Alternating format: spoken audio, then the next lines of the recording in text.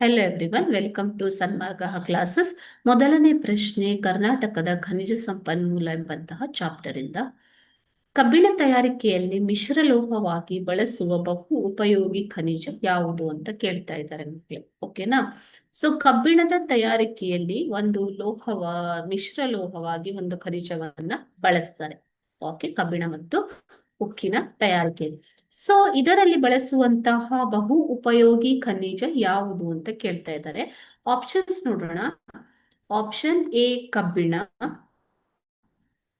Option B bauxite, option C manganese ಮತ್ತು option D ಚಿನ್ನ.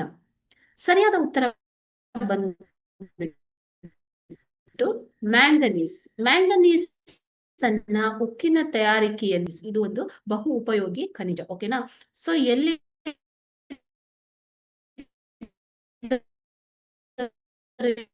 ಇರ್ತದೆ ಅಂತಂದ್ರೆ ಪದರ ಶಿಲೆ ಮತ್ತು ರೂಪಾಂತರ ಶಿಲೆಗಳಲ್ಲಿ ಇರುತ್ತೆ.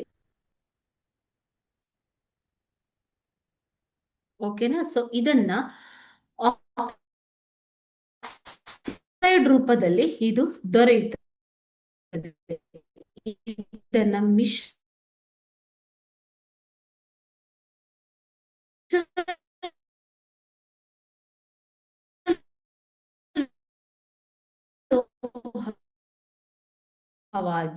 ಉಕ್ಕಿನ ತಯಾರಿ ಮತ್ತು ಉಕ್ಕಿನ ಕಾಠಿಣ್ಯತೆ,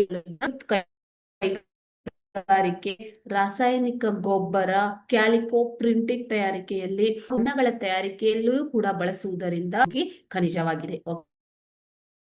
ಓಕೆನಾ? ಸೊ ಉಕ್ಕಿನ ತಯಾರಿಕೆಯಲ್ಲಿ ಬಳಸುವಂತಹ ಖನಿಜ ಯಾವುದು ಹಾಗಾದ್ರೆ?